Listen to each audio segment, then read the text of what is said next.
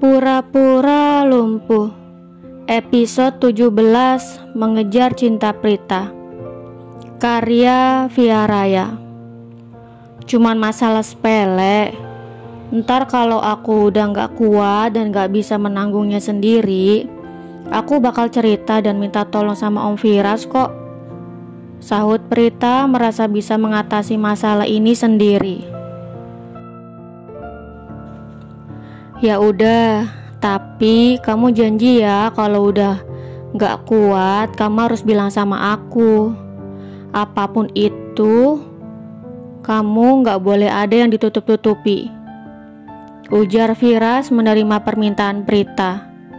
Kemudian ia menoleh ke belakang meminta jawaban dari Prita. Iya Om, sahut Prita mengulas senyuman. Sampai di kamar, mereka kembali merebahkan tubuhnya. Sayup-sayup, mata Prita mulai tertutup. Sedangkan Firas, ia melipat kedua tangannya dan menjadikannya sebagai bantal. Ia menatap langit-langit kamar dengan tatapan kosong.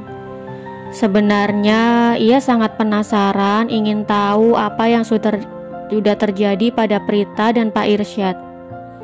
Namun, ia tidak bisa memaksa Prita untuk berbicara. Tidak lama setelah Prita tertidur, Firas mendengar suara rintihan. Ketika ia menoleh ke samping, ia melihat Prita merintih sambil mengerutkan keningnya.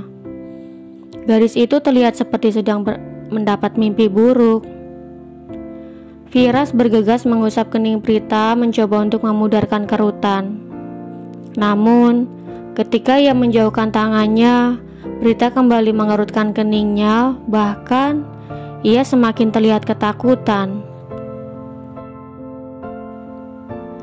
Kamu kenapa Prita? Mimpi buruk? Firas mencoba membangunkan Prita. Karena tidak juga bangun, akhirnya Firas menarik Prita masuk ke dalam pelukannya. Dan ya, beberapa menit kemudian, Prita menjadi tenang.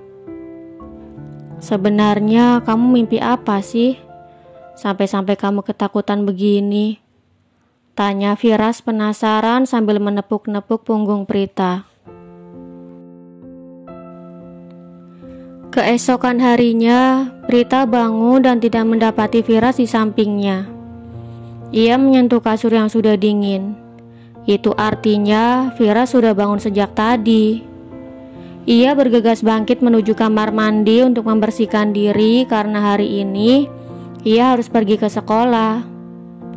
Selesai membersihkan diri, Prita mengenakan seragam sekolah dan hendak merapikan bukunya ke dalam tas. Oh iya, aku lupa. Kan kemarin tasnya ketinggalan di sekolah. Ya udah deh, pakai tas baru aja, kata Prita mengambil tas yang kemarin ia beli bersama Firas dan juga Anggi. Kemudian ia merapikan buku pelajaran hari ini. Setelah itu ia keluar kamar menuju meja makan dan untuk sarapan pagi. Pagi, sapa Firas yang kini sedang bersiap-siap untuk sarapan. Pagi juga, sahut Prita menarik kursi sebelah dan meletakkan tasnya. Kemudian ia duduk di kursi yang sudah Firas siapkan untuknya. Makan yang banyak ya, semalam kan kamu cuma makan roti lapis, kata Firas menyendokkan beberapa lauk ke piring Prita. Siapa yang bikin aku makan roti lapis doang? Sahut Prita bertanya sambil mengerutkan bibirnya. Iya, gara-gara aku yang gak bisa angetin makanan. Firas menjawabnya dengan santai. Ia tidak ingin beradu mulut dengan Prita di pagi hari. Akhirnya sarapan pagi pun berakhir. Firas mengantar Prita terlebih dahulu sebelum pergi ke kantor. Kamu hati-hati ya di sekolah.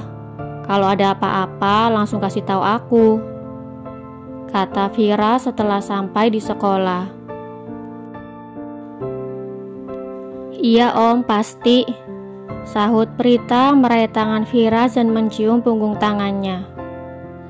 Prita keluar mobil dan tidak sengaja bertemu dengan seseorang yang baru saja sampai di depan gerbang. Ia terkejut mendengar seseorang yang tiba-tiba memanggilnya dari dalam mobil. "Prita!" panggil Pak Irsyad setelah membuka kaca mobilnya.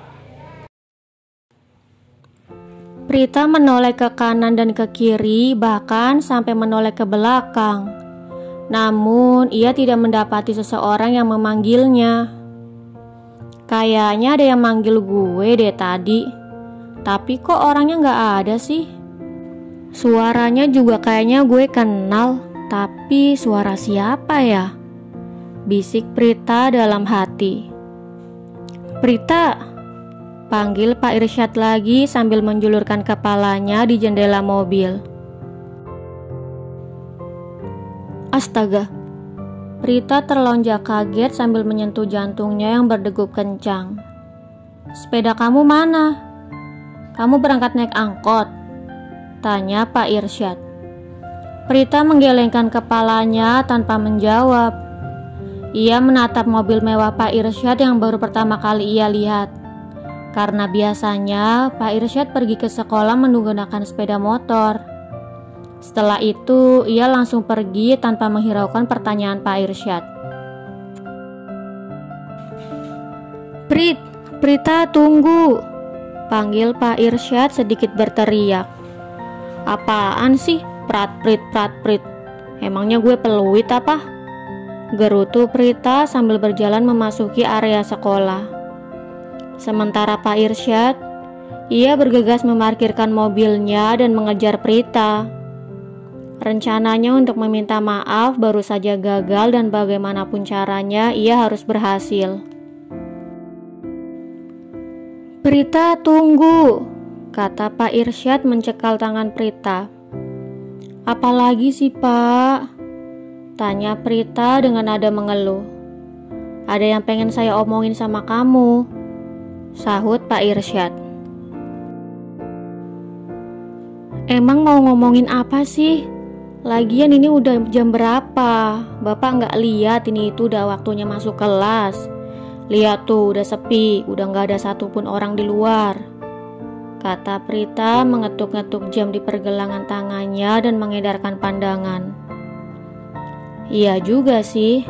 Ya udah nanti istirahat kamu ke ruangan saya ya," sahut Pak Irsyad meminta agar Prita ke ruangannya ketika waktu istirahat tiba. "Iya, tapi saya nggak janji," kata Prita berlalu pergi. Lagi-lagi ia meninggalkan Pak Irsyad yang belum selesai berbicara. Kalau Prita yang dulu tidak akan pernah melakukan hal seperti itu. Justru ia yang akan ditinggal dan diabaikan oleh Pak Irsyad. Namun sekarang keadaan sudah berubah. Pak Irsyadlah yang akan mengejar cinta Prita untuk mengembalikan rasa cintanya. Sampai di kelas, Prita langsung duduk di kursinya. Semua teman sekelasnya masih menatap jijik ke arahnya. "Ini tas lo." "Oh iya, lo kemarin kenapa tak?" tanya Anggi penasaran. "Buang aja, gue udah pakai yang baru." "Kenapa apanya?" sahut Prita balik bertanya. "Cie, punya yang baru yang lama dibuang. Mending lo buang aja tuh Pak Irsyad jauh-jauh dari hati lo. Terus ganti deh sama Om Firas," ledek Anggi lanjut menyarankan. "Apaan sih lo Anggi? Gak jelas deh. Ini itu emang udah perlu diganti. Lagian kan sayang kalau beli tapi dianggurin, ya enggak?" "Iya dah iya." "Oh iya tak, itu waktu di ruangan Pak Irsyad, apa yang lo dan Pak Irsyad omongin?" tanya Anggi penasaran. "Kepo lo, gak ngomongin apa-apa kok," sahut Prita sibuk mengeluarkan buku pelajarannya. "Bohong banget sih lo, Cerita nggak sama gue? Kalau enggak, gue ngambek nih, kata Anggi melipat kedua tangannya di depan sambil memalingkan wajahnya.